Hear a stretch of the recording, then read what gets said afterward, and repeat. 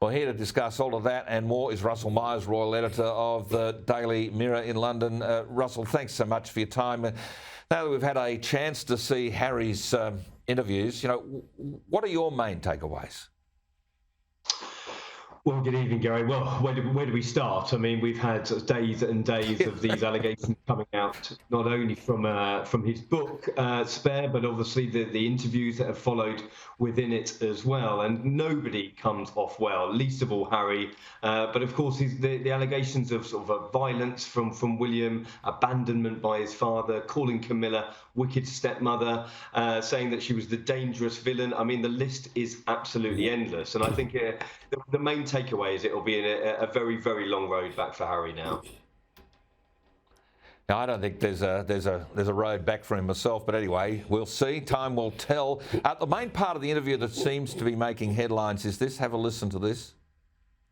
There comes a point where, again, going back to the relationship between certain members of the family and the tabloid press, those certain members have decided to get into bed with the devil, right? To rehabilitate their image. Yeah. If you need to do that, or you want to do that, or you choose to do that, well, that is a choice. I mean, Russell, he wants a quiet life. He wants the media out of his life, but he's holding another media conference a bit later on in the day. What did you make of all of this, what he's saying?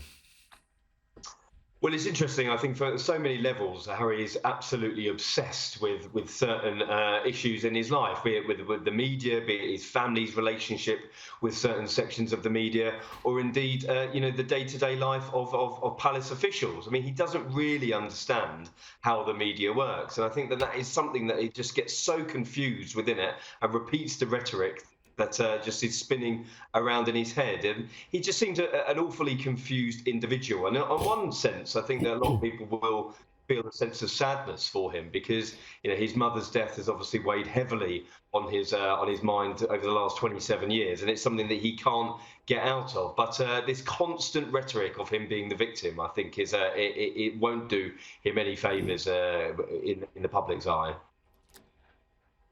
Well, I mean, I don't think anybody in public life is there to keep the media amused. So, I can understand his reluctance, but he has a role to play. This kind of victimhood mentality is, I think, really at the heart of what I think shocked a lot of people in Britain, where the royal family are not victims. They're there to do duty. It's that sense of duty, that sense of giving back to the community, of giving some stability. And this bloke looks, well, frankly, unstable. The issue is, I think that the palace and indeed the royal family have chosen not to engage in a war of words with Harry, and I can't see that changing at all because the more allegations that have come out, the more watered down Harry's argument has been. But I think what will hurt him and it will stay with him across this interview and this book is the admission of killing 25 Taliban insurgents. We had the British generals coming out this week, former heads of the armed forces, saying that he's actually trashed the only family he had left. He's moved on from trashing his own family to really putting his comrades in danger, and that will hurt and weigh very, very heavily when the dust has settled on this interview. Yeah, I think you're right. I mean, did you get the sense of Harry in his heart of hearts actually wanted to do all of this and disclose all of this personal information, or is somebody, pushing him into it? I mean, some have said maybe the ghostwriter might have been driving a lot of this. It's almost like interview Harry, pull out a couple of gems, throw it in the draft, and suddenly it's in the book. I just find the whole thing hard to fathom. Well, I don't think he can blame anyone but himself if it hasn't gone to plan, because he talks about the fact that he wants to get his truth out there. He's had 38 years of everybody writing his story. I mean, he has to stand up and take accountability for himself. However, throughout the whole 500 odd pages of this book, countless interviews he's been giving, I mean, the one thing I really did see that was lacking was any kind of accountability or introspection about his own behaviour. So talking about there's unwillingness from his family to reconcile. I mean, how on earth does he think that they would do that? Because he's spent the last couple of years absolutely trashing them, and the allegations put forward over the last few days are absolutely extraordinary. And even if they do get around the table with him, then that will probably end up in another US interview. So there isn't any reason for them to engage with him. No, I get that, and the royal strategy, of course, has been silence. They'll play that strategy all the way through. I guess it's the right strategy because Harry's the issue, isn't he? Well, he is. He certainly is the issue for the family. I mean, the family will return to work this week. I mean, the King is planning for his coronation in May. I'd be absolutely staggered if Harry did show up to that. He said that the door is still open.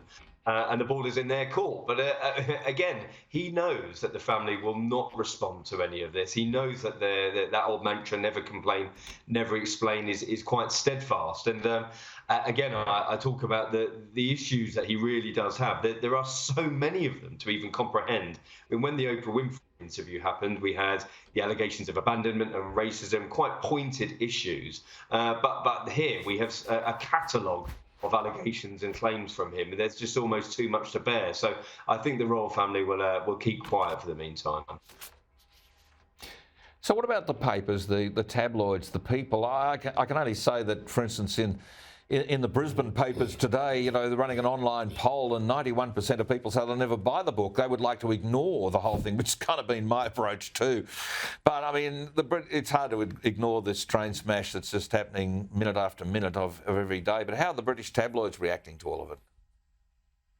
Well, I think what's quite interesting, a lot of the papers talking about the fact that he blames the royal family for casting Meghan aside and for them leaving. I think that's something that he's troped out before. But I thought what most interestingly, which we've covered on the front page in today's newspaper, is this issue that he rails back hugely on the fact that he and Meghan had called the royal family racist. I mean, even if he accepts that it is the case that he didn't mean that they were racist, he could have stepped in at any time within the last 2 years after the royal family had been absolutely trashed and taken through to the cleaners by an awful lot of people accusing them of racism.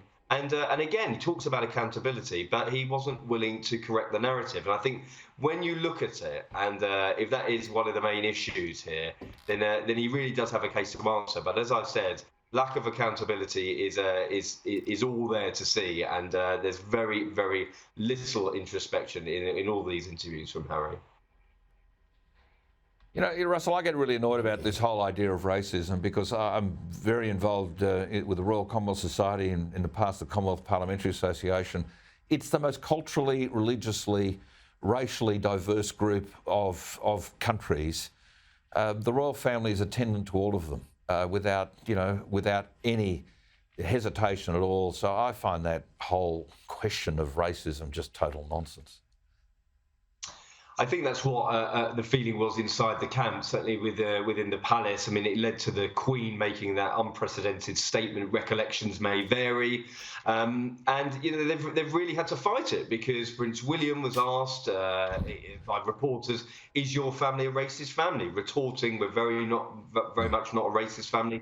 And again, at any time in the last 2 years, Harry could have stepped in and said, "We didn't mean that. We were misquoted perhaps by the media." But I think if you are talking like they did, then they should have sorted out the issues. And 2 years later, it's a bit too long in the tooth.